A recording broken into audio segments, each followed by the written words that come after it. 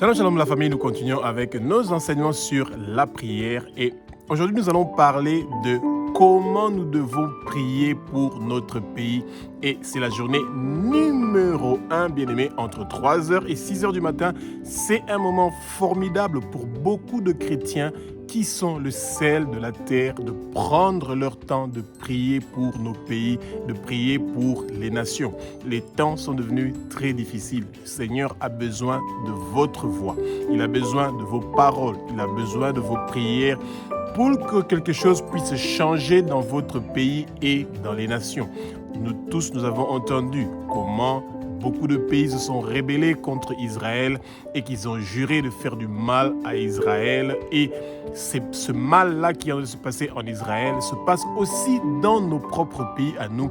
Nous sommes affectés par les problèmes qui se passent dans cette guerre-là qui est en train de se dérouler au Moyen-Orient. Il y a beaucoup de gens qui sont affectés sans que nous soyons là-bas. Le prix de carburant, les prix des billets d'avion, les prix de la nourriture, beaucoup de choses vont augmenter pour la simple raison qu'il y a la guerre dans les nations.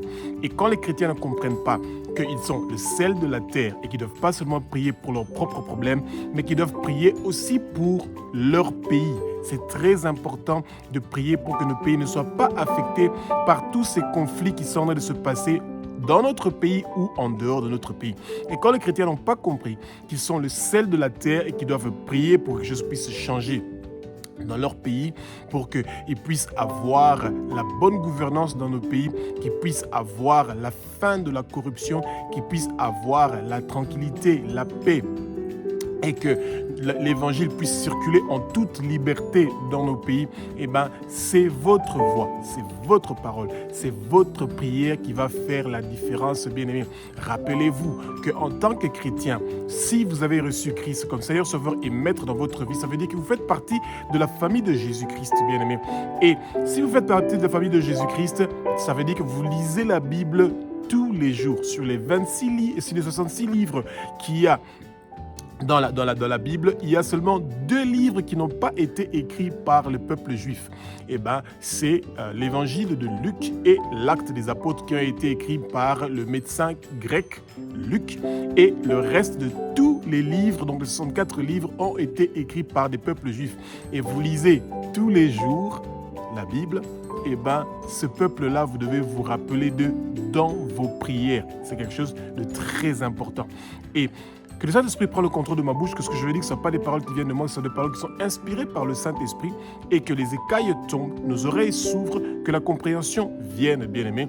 Vous allez connaître la vérité et la vérité va vous affranchir, bien-aimés, et que la lumière que le Seigneur a créée puisse nous éclairer et que nous puissions quitter l'obscurité pour nous tourner vers la lumière, bien-aimés.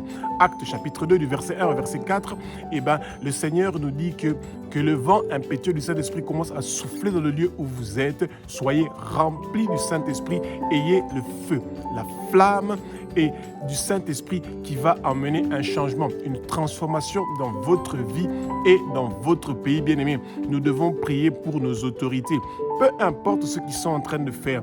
Toute personne qui est élevée en dignité, ils auront un moment où eux, ils seront jugés pour les responsabilités qu'on les a données. Nous, en tant que chrétiens, nous ne devons pas commencer le jugement avant que le jugement commence. En tant que chrétiens, nous avons la sagesse, l'intelligence, la science, le discernement, la connaissance, la réflexion de continuer à intercéder pour notre pays sans nous arrêter, bien-aimés. Et vous savez, même si vous ne voyez pas directement un résultat des prières que vous êtes en train de faire pour votre pays, ne soyez pas inquiets, bien-aimés. Quelque chose est en train de se passer. Israël avait pleuré pendant 400 ans. Pendant 400 ans, et le Seigneur s'est rappelé de leurs cris. Quand un chrétien est en train de prier pour son pays, il y a quelque chose qui est en train de se passer, bien-aimés. Et même si vous ne voyez rien, il y a quelque chose qui se passe. Le sang de Jésus est en train de laver, de nettoyer votre pays par vos paroles. Quand vous demandez à Jésus-Christ de Nazareth que son sang précieux commence à laver votre pays, à le nettoyer du nord au sud, est au ouest, et chaque recoin de votre pays, que ce soit lavé par le sang précieux de Jésus, bien-aimé, ce sont des missiles balistiques intercontinentaux que vous êtes en train de tirer et qui ne vont pas seulement s'arrêter dans votre pays, mais ça va partir aussi dans d'autres nations, bien-aimés. Que tout ennemi de votre pays soit paralysé, que toute personne qui cherche à neutraliser votre pays et à le rendre pauvre, qu'il soit paralysé, bien-aimé. Vous n'êtes pas en train de le maudire, vous êtes seulement en train de demander au Seigneur une faveur pour que votre pays puisse avoir la paix, la tranquillité et que vous puissiez vivre en toute piété, en toute honnêteté et que l'évangile puisse circuler avec beaucoup de facilité et de simplicité. Alléluia. Ésaïe chapitre 60 au verset 3, bien-aimés, Jésus-Christ de Nazareth, le roi des rois, le Saint des Seigneurs, nous invite, nous en tant que chrétiens, nous qui sommes les sels de la terre, nous sommes le sel de notre pays. Et le Seigneur nous demande à inviter que la lumière de Abba, notre Père qui est au ciel, notre Dieu, notre Roi, soit une lumière qui est en train d'éclairer notre pays. Nos pays sont dans l'obscurité, bien-aimés. Regardez seulement les choses qui sont en train de se passer. Vous allez vite comprendre qu'il y a un sérieux souci. Il y a la guerre ici, là-bas. Il y a des milices ici, là-bas. Il y a la promotion de l'homosexualité, du lesbianisme, de la pédophilie. Il y a des lois qui sont en train de venir pour pouvoir faciliter la tâche que nos adolescents puissent consommer les réseaux sociaux jusqu'à un point où ils ne peuvent plus performer à l'école. Il y a une longue liste des choses qui sont en train de venir que les chrétiens peuvent demander au Seigneur, que le Seigneur soit la lumière que notre pays est en train de suivre, que la lumière que le Seigneur a créée pour nous séparer des ténèbres puisse venir dans notre pays pour que les ténèbres puissent s'éloigner de notre pays. Et ça, c'est par votre prière en tant que chrétien que quelque chose peut se passer, bien-aimés. Que les paroles de Dieu puissent être les paroles qui sont en train d'entrer dans les gens qui sont élevés en dignité dans notre pays, pour que les paroles qui vont faire sortir de leur bouche soient des paroles qui viennent du Seigneur, bien-aimé.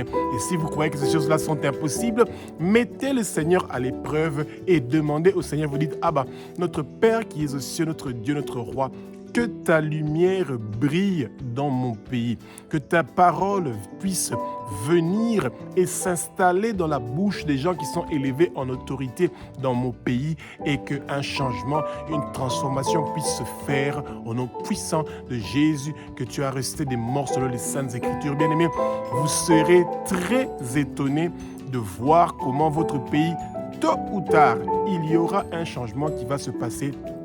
Même si à l'instant où vous êtes, vous n'y croyez pas, mais il y a quelque chose qui est en train de se passer et le Seigneur n'est pas comme un homme pour dire des choses qu'il ne va pas réaliser. Quand nous demandons au Seigneur quelque chose, nous devons avoir la certitude qu'il va répondre et exaucer à nos prières. Alléluia. 1 Timothée chapitre 2 du verset 1-2, bien-aimés, et bien ça c'est des versets bibliques que les chrétiens doivent vraiment connaître par cœur. Jésus-Christ de Nazareth, le roi des rois, le Seigneur des seigneurs, nous invite, bien-aimés, en tant que chrétiens, nous qui sommes le sel de notre pays, le sel de la terre, à intercéder pour nos dirigeants. Et quand nous sommes en train d'intercéder pour nos dirigeants, peu importe ce qu'ils sont en train de faire, quand quelqu'un est le président de la République, vous dites, Seigneur Jésus-Christ de Nazareth, je remets le président de la République de mon pays entre tes mains. Donne-lui la sagesse, l'intelligence, la science, le discernement, la connaissance et la réflexion pour pouvoir bien diriger ce pays que tu nous as donné. Même si vous n'êtes pas d'accord avec la façon que ce président-là est en train de diriger le pays, ça, ce n'est pas un souci. La parole nous demande de prier pour nos autorités, de prier pour toute personne qui est élevée en dignité. Et si c'est ça la parole, que la parole nous demande de faire en tant que chrétiens, nous devons faire cela. Parce que le Seigneur dit que si nous prions pour nos dirigeants, si nous prions pour nos autorités, pour les personnes qui sont élevés en dignité, eh bien, il y aura une bonne gouvernance dans notre pays. Nous allons vivre avec beaucoup de plaisir dans la piété et dans l'honnêteté, et l'évangile de Jésus-Christ de Nazareth pourra circuler partout dans notre pays avec beaucoup de liberté, bien-aimés. Et quand nous prions seulement pour notre pays et on ne prie pas pour les dirigeants, eh bien, on n'a rien fait de concret ou de bien. Pourquoi? Parce qu'il y a beaucoup de chrétiens qui sont très têtus, bien aimés. Ils préfèrent toujours prier pour le pays, mais ils ne prient pas pour les dirigeants. Mais comment ils veulent qu'ils puissent avoir un changement quand vous ne priez pas pour les gens que le Seigneur a mis là? Il les a installés là. Rappelez-vous, bien aimés, qu'à l'époque du prophète Daniel, eh ben, il y avait Nabuchodonosor que le Seigneur avait appelé son serviteur bien-aimé.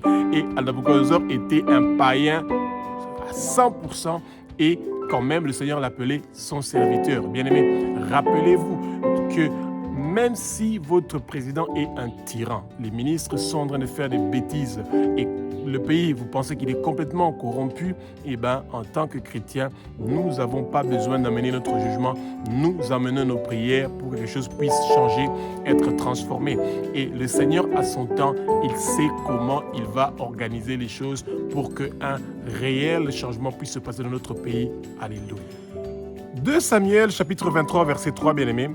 Le Seigneur Jésus-Christ de Nazareth, le roi des rois, le Saint des Seigneurs, nous invite à prier pour que les dirigeants de notre pays puissent diriger notre pays d'une façon juste et dans la crainte de Dieu. Et bien, quand les chrétiens qui sont le sel de la terre, qui sont le sel de leur pays, ne veulent pas demander ces choses-là dans leur prière, bien aimés, rien ne va se passer. Le Seigneur nous dit dans sa parole, dans Jean chapitre 14, du verset 12 au verset 14, que demandez, vous allez recevoir, cherchez, vous allez trouver, frappez et on va vous ouvrir. Et les chrétiens, nous avons ce pouvoir-là, bien aimé, de dire, ah bah, notre Père qui est aux cieux, notre Dieu, notre Roi, au nom puissant de Jésus-Christ de Nazareth, que toute personne qui est élevée en dignité dans notre pays, à commencer à partir de notre président, des gouverneurs de toutes les provinces, de tous les ministres, de tous les parlementaires, de tous les sénateurs, eh ben, qu'ils puissent diriger notre pays d'une façon juste et dans la crainte de Dieu. Que tout pouvoir qui est chargé à pousser les gens qui sont élevés en dignité dans notre pays à ne pas diriger ce pays d'une façon juste et dans la crainte de Dieu, que tous ces pouvoirs-là reçoivent le feu, qu'ils soient effacés par le sang précieux de Jésus et que la justice vienne dans notre pays, que la crainte de Dieu vienne dans notre pays. Ainsi nous avons prié au nom puissant de Jésus-Christ de Nazareth. Bien-aimés, quand un chrétien est en train de prier pour que le pays soit juste et que le pays soit dans la crainte de Dieu, eh bien, il y a quelque chose qui va se passer, bien-aimés. Vos paroles sont des missiles balistiques, bien-aimés, qui sont en train de partir dans tous les côtés de votre pays et il y a quelque chose qui se passe. Même si vous ne voyez pas, eh bien, parce que vous avez prié pour telle province, pour telle commune, pour tel quartier, il y a quelque chose qui est en train de se passer dans votre communauté, dans votre pays, à travers vos prières. Et ayez confiance au Seigneur Jésus, que la justice va venir dans votre pays, que la crainte de Dieu va venir dans votre pays à travers vos prières. Alléluia. Psaume chapitre 72 au verset 11, bien-aimé. Jésus-Christ de Nazareth, le roi des rois, le Saint des Seigneurs, nous invite, nous les chrétiens, qui sommes le sel de la terre, le sel de nos pays, à proclamer que Jésus-Christ de Nazareth est le roi, qui règne, qui dirige et qui construit notre pays et les nations. Et vous devez dire dans votre prière que votre pays, les dirigeants de votre pays, toute personne élevée en dignité dans votre pays, ils se prosternent devant Jésus-Christ de Nazareth et qu'ils vont servir le royaume de Jésus-Christ de Nazareth et que toute personne qui ne veut pas servir Jésus-Christ de Nazareth et qui est élevée en dignité dans votre pays, que le Seigneur puisse s'occuper de cette personne-là, bien-aimé, pour que la lumière puisse venir dans votre pays. Bien-aimé, votre prière sont des missiles balistiques intercontinentaux qui peuvent partir à des milliers de kilomètres et c'est un vent qui part avec une grande puissance, bien-aimé. Les gens qui nous dirigent et qui refusent de se prosterner devant Jésus-Christ de Nazareth, mais qui acceptent de se prosterner devant d'autres dieux. Que tout pouvoir qui pousse nos dirigeants à se prosterner devant d'autres dieux, que ces pouvoirs-là reçoivent le feu et qu'ils soient effacés par le sang précieux de Jésus et que tout genou qui dirige notre pays puisse fléchir ses genoux devant le nom de Jésus-Christ de Nazareth, bien-aimé, votre prière fait quelque chose.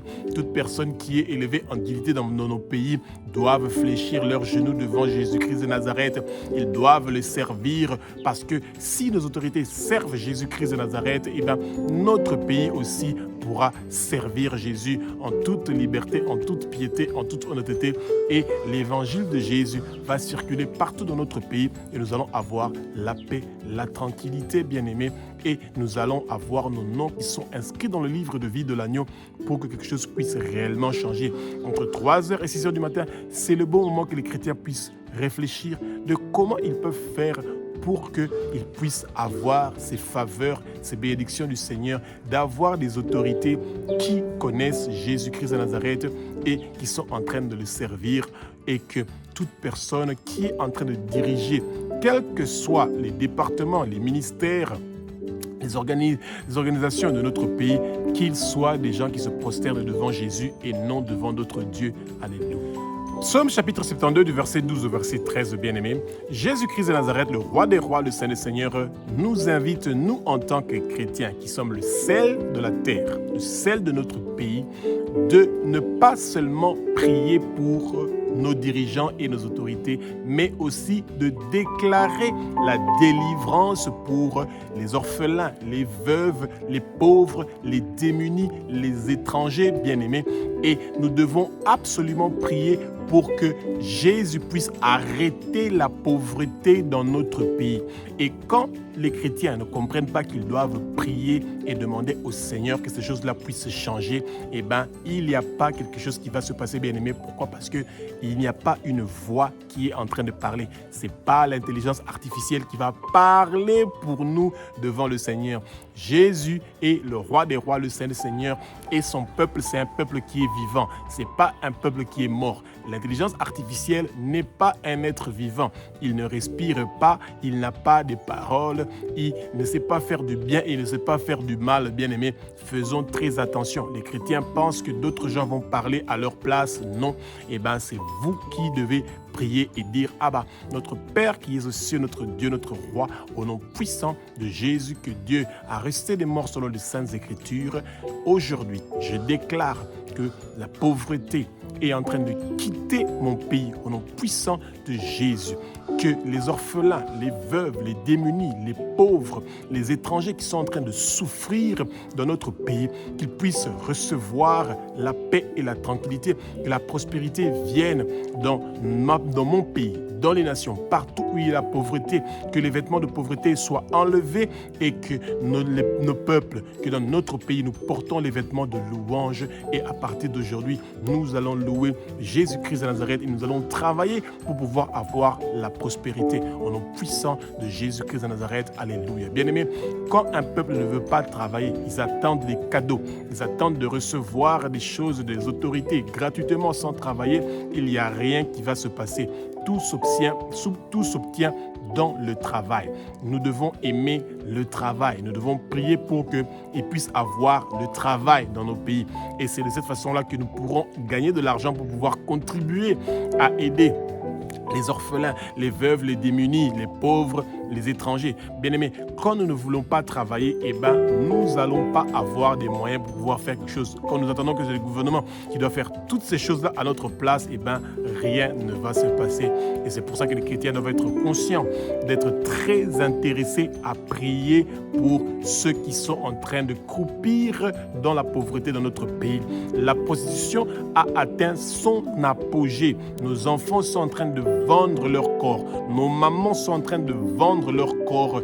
Nos filles qui sont en puberté sont en train de vendre leur corps et ils pensent qu'avec ça, ils peuvent nourrir leurs parents et ils peuvent aider leurs frères, leurs sœurs à partir à l'école. C'est le monde à l'envers. Le pays est en train de devenir dans un état très inconsolable quand les chrétiens ne sont pas en train de prier. Prions avec persévérance pour que toutes ces choses-là que nous sommes en train de dire puissent changer au nom puissant de Jésus-Christ de Nazareth. Alléluia. Psaume chapitre 72 du verset 8 au verset 9, bien-aimés. Jésus-Christ de Nazareth, le roi des rois, le Saint des seigneurs, nous invite à demander pour que sa souveraineté puisse s'établir dans notre pays. Et que les ennemis de notre pays puissent lécher la poussière. Ce n'est pas moi qui le dis, c'est le Seigneur qui est en train de le dire. Et faisons attention, quand nous parlons des ennemis de notre pays, il ne faut pas penser seulement aux pays voisins qui sont en train d'attaquer, soi-disant, nos pays où qu'il y a des islamistes ou qui que ce soit qui sont dans nos pays en train de nous attaquer. Non, faisons très attention. Quand quelqu'un est élevé en dignité et qu'il a des responsabilités dans un pays et qu'il est en train de tuer ce pays-là volontairement, il est un ennemi de ce pays-là et ça veut dire qu'il va lécher la poussière de cet ennemi-là, bien aimé. Et c'est ça que le peuple de Dieu doit comprendre, que le Seigneur nous invite à demander pour que sa souveraineté puisse s'établir dans nos pays. Dieu est souverain et c'est sa souveraineté qui doit régner dans notre pays et non la souveraineté d'un individu. Un individu ne peut jamais avoir l'intelligence et la connaissance, la sagesse de pouvoir diriger un pays lui-même. Non, il a besoin de la souveraineté de Dieu bien-aimé et non la souveraineté des autres nations, des autres pays qui veulent être souverains d'un autre pays. Ça ne marche pas, ça ne fonctionne pas. Abba, notre Père qui est aux cieux, notre Dieu, notre Roi, au nom puissant de Jésus-Christ de Nazareth, nous déclarons, nous proclamons qu'aujourd'hui, la souveraineté de Jésus-Christ de Nazareth vient s'établir dans notre pays, au nom puissant de Jésus, que Dieu a resté des morts selon les Saintes Écritures. Et aujourd'hui, la mort ne va plus visiter nos pays. Les accidents, les meurtres et les guerres ne vont plus visiter notre pays parce que Jésus est le Roi qui règne, qui dirige, qui construit nos pays. Et aujourd'hui, la paix et la tranquillité est en train de venir dans notre pays. Et il y a un changement, une transformation qui est en train de venir au nom puissant de Jésus. Alléluia. Proverbe chapitre 21 au verset 1, bien-aimé. Jésus-Christ de Nazareth, le Roi des rois, le Seigneur, nous invite à prier pour qu'il y ait un changement du cœur de toute personne qui est élevée en dignité et pour les orphelins, les veuves, les démunis, les pauvres et les étrangers qui vivent dans notre pays. Bien-aimé, il doit avoir un changement de nos cœurs. Que le sang précieux de Jésus lave le cœur de nos dirigeants, lave le cœur de nos peuples, des nations. Que le sang précieux de Jésus commence à laver notre pays, notre quartier, nos familles bien-aimées. Et quand nous sommes en train de prier de cette façon-là de notre prière, pour que le cœur de nos dirigeants soit transformé, pour que le cœur de notre nation soit transformé. Pour juste vous donner un exemple, un citoyen qui vient d'acheter une bouteille d'eau de 500 millilitres, il vient de boire l'eau et il a fini de boire l'eau, il prend cette bouteille-là, il jette ça dans la rue, bien-aimé, il sent pas son amour pour son pays, il sent pas le désir de vouloir prendre cette bouteille-là, de mettre ça quelque part ou pour que la route qu'il a trouvée peut être propre, que cette route-là reste propre comme elle est. Quand vous ne sentez pas ce devoir-là de citoyen et que vous ne priez pas pour qu'il y ait la propreté dans votre pays, pour qu'il puisse avoir la transformation de nos cœurs pour aimer nos pays. En fait, quand vous entendez comment les chrétiens de nos jours parlent de leur pays, ils disent toujours « notre pays vraiment, il va mal, rien ne va changer, ce pays est pourri, vraiment je dois quitter ce pays ». En fait, les chrétiens sont devenus l'élément qui est en train de véhiculer la haine de leur pays et ils sont devenus les bouches qui sont en train de proclamer des malédictions sur leur pays et c'est ça qu'en tant que chrétien, nous devons éviter. Un chrétien, de sa bouche, sortent des paroles qui sont en train de bénir ton pays, de changer ton pays, de transformer ton pays, de transformer ton cœur et le cœur de nos dirigeants et le cœur des gens qui sont dans la pauvreté et que la crainte de Dieu puisse venir dans nos pays à travers vos prières. Entre 3h et 6h du matin, tôt le matin, c'est le moment que nous devons prendre notre temps pour prier pour notre pays et pour que quelque chose puisse changer, bien-aimés. Et quand vous priez pour votre pays, rappelez-vous de prier aussi pour Israël, le pays spécial de Dieu, le peuple spécial de Dieu que nous bénissons et que nous aimons et que nous voulons voir que la paix puisse venir en Israël et dans les pays voisins d'Israël pour qu'ils puissent avoir une paix réelle partout dans le monde entier. Vous avez vu la guerre qu'il y a entre Israël et Iran et que nous qui ne sommes pas là-bas, nous sommes en train de vivre aux stations d'essence, les prix qui sont en train de flamber des carburants et c'est pas ça que nous voulons voir dans les jours à venir. Alléluia.